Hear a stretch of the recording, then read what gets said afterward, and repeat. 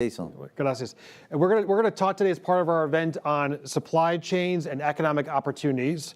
I also want to recognize the fact the minister is here with a fantastic delegation. He's here accompanied, of course, by Dominican Republic's ambassador to the United States, Ambassador Guzman, as well as I think there are actually 3 other former Dominican ambassadors to the United States here in the room. But the minister also comes with a delegation of nearly 20 private sector representatives, some of whom will be speaking as part of today's program. So bienvenido to all. We're going to be speaking both today in English and in Spanish. Headsets are available for those in the room for translation, as well as there's translation for those watching online. Vamos a hablar inglés y español. Hoy hay traducción disponible tanto como la audiencia en línea y en persona. Why are we focusing on economic opportunities in the Dominican Republic? Well, for one, the Dominican Republic continues to be, and I think it has become an even more important ally for the United States. And among other things, Dominican Republic is, of course, a member of the Americas Partnership for Economic Prosperity, where we hosted President Abinader as part of the welcome dinner for the APEP Leaders Summit here in November. As well, it's important it's going through continued strides taken to advance economic growth, as well as a more sustainable agenda.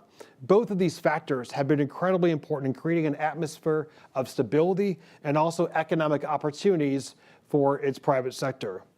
The Dominican Republic, of course, is known internationally for its spectacular beaches and hospitality, which I assume many of you watching online can attest to. I certainly can attest to the great beaches and the hospitality of the Dominican Republic. But there's much more to the Dominican Republic. There's much more than beaches and wonderful hospitality. There's a diverse set of industries that span from technology and agriculture to mining and renewable energy. And while the region faces many challenges, the Dominican Republic is taking steps toward building climate adaptability measures, diversifying its energy matrix, and developing supply chain resilience. So I look forward to speaking about these opportunities more, and also even when traveling to the Dominican Republic, as I was mentioning to the minister beforehand, look forward to being in the Dominican Republic in March for the IDB annual meeting, as well as for the 6th Energy and Climate Partnership of the Americas ministerial meetings, and then of course in 2025 for the Summit of the Americas, and many other opportunities between March and 2025. Minister Bisogno has been at the forefront of the Dominican Republic's business environment agenda as Minister of Industry, Commerce, and SMEs over the last three and a half years in the position. And for nearly 20 years before that, he was elected on 4 occasions as a member of the Dominican Republic's House of Representatives for the National District, where he served as president of the Economy, Planning, and Development Committee, as well as member of the Industry, Commerce, and Treasury Committee. So I'm now going to go ahead and transition to Spanish. Ministro, de nuevo, muchas gracias por acompañarnos hoy. Me gustaría hablar preguntándole sobre la importancia de la relación entre la República Dominicana y los Estados Unidos. En noviembre, como parte de esta visita del presidente, hubo una reunión bilateral entre el presidente Biden y presidente Abinader. Para usted, Abinader, could you share some of the success stories of the relationship with the United States, and what are some of the goals that you have achieved as part of this relationship? Well, first of all, I would like to thank the Atlantic Council for welcoming us here today, as not only us, but the entire group from the private sector of the Dominican Republic that is here with us today. And the current ambassador, Ms. Guzman, together with her, we have 2 former ambassadors with us today. The Dominican Republic has always been an ally to the United States, and we've always seen the U.S. as a referent. And this has been consolidated with Abinader's administration at a social level, economic level, but also political level. Socially, we have a Dominican community living here in the United States. Their participation in different industries is truly important. And from here, every year, they send $10 billion in remittances to the Dominican Republic. Therefore, there is a big connection between both countries. And then at a political level, we share the principles of freedom and democracy that the United States represent, and we work together. And that shows in a tangible manner, for example, in terms of the fight against drug trafficking, also the trade that we have between both countries that has increased by 5% yearly. We have a trade representing $18 billion in foreign direct investment from the United States of more than $10 billion. So there is really a very healthy and prosperous as well as positive relationship with the United States. What would you like to achieve in the future through this relationship? We would like to consolidate the industries where we can participate. Before the pandemic, the United States was facing a challenge, which was figuring their investments, especially in Asia, and they had to figure out also a new value chain. Investments of the US in Asia right now represent only 4% of added value components of what is made over there. If that is brought to the coast, close to the United States, near shoring, we would be talking about 40%.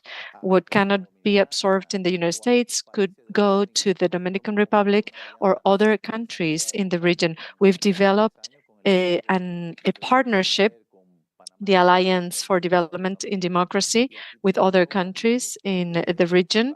And here we also have the CHIPS Act. Two, we have free trade zones, and we have a new program that could be developed. We're ready for it.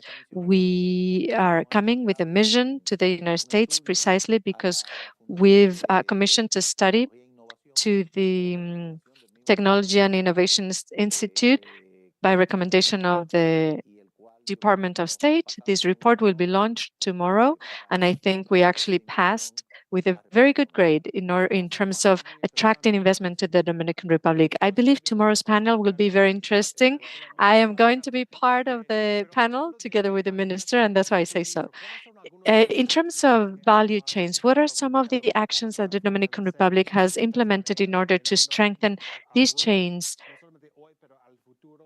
looking also at the future of the Dominican Republic? As well, as you mentioned, for the last 3 years, we've been working together with the World Bank as well as the IDB and other institutions in order to help the Dominican Republic grow. We've also developed our human capital. We have identified how important it is to strengthen our laws and as well as the importance of foreign direct investment. In terms of infrastructure, I think the location of our plants are very important, and not only in terms of the free trade zone, but also different manufacturing plants. We could guarantee the first part of a process for which we could be ready. There are other countries in the region, two other countries in the region that are ready. They would be in charge of the last stages which would be testing the chips and packaging them. That was done before in Asia, but now it could be done in our country. We are closer. We have human capital that has been trained. We have good connectivity with the entire region. We have 12 airports with more than 150 destinations. We have 8 international ports with more than 130 destinations. We also have 5 cruising ports, and most of the maritime and airlines go through the Dominican Republic. You mentioned human capital, and that's very important, but what has the Dominican Republic done on top of that in order to reinforce their role as a destination for the value chains. What have you done in order to ensure that these investments grow in the Dominican Republic? Well, I also mentioned the report that will be launched tomorrow. It will be public tomorrow, and that will show what has been done here. Right now, we're here in the Atlantic Council looking for your support. We are looking to establish a good relationship, and we're not talking only on behalf of the government. We would also involve the private sector. They want to take part in all this, and the presence of President Abinader in each one of the international events is truly important. You mentioned about the recent summit that took place, but last year we were at the summit when the APEP was sent, the ECPA, and then also we have the Alliance for Development in Democracy.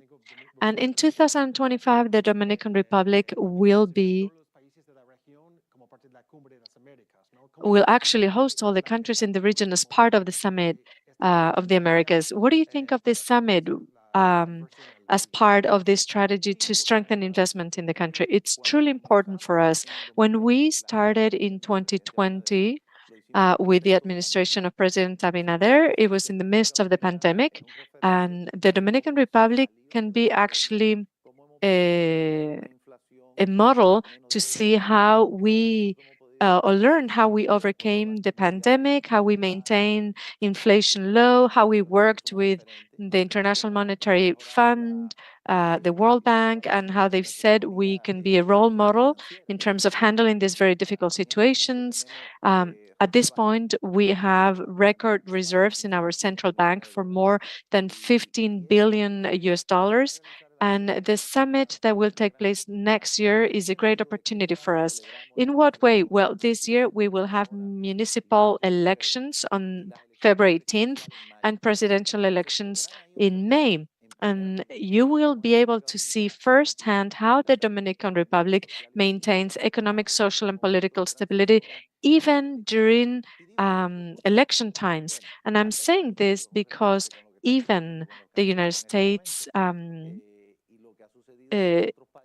is right now transitioning. We have a presidential election process going on. We are committed to continuing with the same rhythm, the same strength, the same institutionality, and the same growth.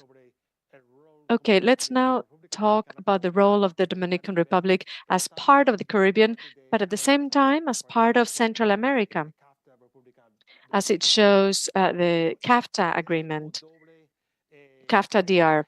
So how do you play this double role, this double positioning? How does that help the Dominican Republic in terms of strengthening investments in the country?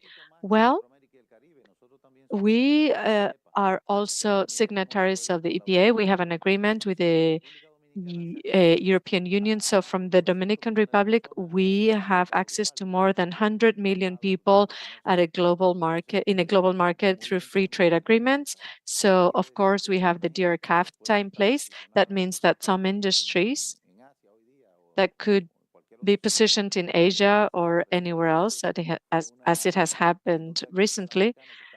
For example, we had an American industry that moved to the Dominican Republic that was in Nicaragua before, and it reduced its delivery times by 3 days thanks to the logistics that we had in place towards the United States. The same thing is happening with other industries or capitals that we could receive from Asia. They are protected in the Dominican Republic thanks to that free trade agreement. It is a destination with social, political, and economic stability, and with a free trade agreement in place. Therefore, we guarantee the institutionality. The Dominican Republic exports around 50% of their products to the United States, correct? More or less half of their exports. So the commercial relationship with the United States is therefore very important. There are a lot of people here that talk about the transformation of the Dominican Republic over the last years. The Dominican Republic has become much more important as an investment destination. You mentioned the pandemic before. What was your experience in terms of COVID? How did that help the Dominican Republic as model or an example to learn from in terms of facing future risks, because there are there's always risks to be faced in the future. What was your experience, and how does that strengthen the capacity of the Dominican Republic, and how has that helped the Dominican Republic to become a destination for more investment in the future, and how does that help you see uncertainty in the future? Well, for decades, we've maintained stability. We never faced anything like COVID before, neither did the entire world. And it's not only COVID, it's the war between Russia and Ukraine that has a great impact in many countries, and also in the Dominican Republic. We depend on fossil fuel imports, grains, and so on and so forth. However, we can say that it's not enough with having the right tools. It's also about knowing what tool to use at what time. There has to be good management with a good team. That's why I have to mention President Abinader and his team. So what did we do immediately? In term, I, as the Minister of Industry, Commerce, and SMEs, together with the President, we created basically working groups with all the different sectors in order to address prices and see what type of supplies we had. Because if there are no supplies, then the prices can get out of hand. And we were doing that exercise daily. We were discussing that daily and identifying all the challenges. Then we also started implementing a policy of subsidies. That was some sort of protection or shield for the most vulnerable ones and bring peace to those that needed support. It created social tranquility. There were other countries that had a very similar scheme to the Dominican Republic, such as Ecuador or Panama, but at some point they faced social turmoil, and we did not, thanks to the fact that we maintained prices with inflation below the two-digit figures. So there were different inputs such as corn, urea, grains, flour, that has a great impact on the basic basket prices in the Dominican Republic. We stabilized all those prices, and that provided a lot of tranquility. So the capital, we received more capital, and that's why our foreign direct investment is on record times, as well as our experts. You also mentioned it at the beginning. If you talk about the Dominican Republic, everyone thinks about beaches, but the Dominican Republic is much more than that. The Dominican Republic is now positioning itself as a logistics hub. We have specific laws in place that have been agreed upon with the involvement of all sectors involved. And you mentioned that the Dominican Republic is a logistical hub, but it also is a country with a lot of stability. The Dominican Republic has managed to achieve this stability in the midst of a very uncertain world.